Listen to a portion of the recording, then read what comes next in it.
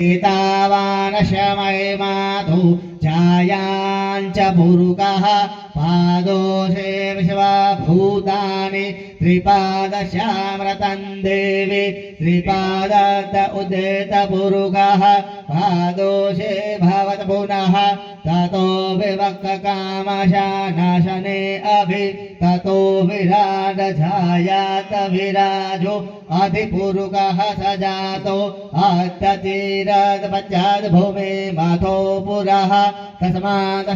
सर्वभूतं संप्रेक्ष्यन् दाज्यन् प्राश्चुत्थानचक्रे भायाभ्य नारायण ग्राम्यान्तजे तस्मात्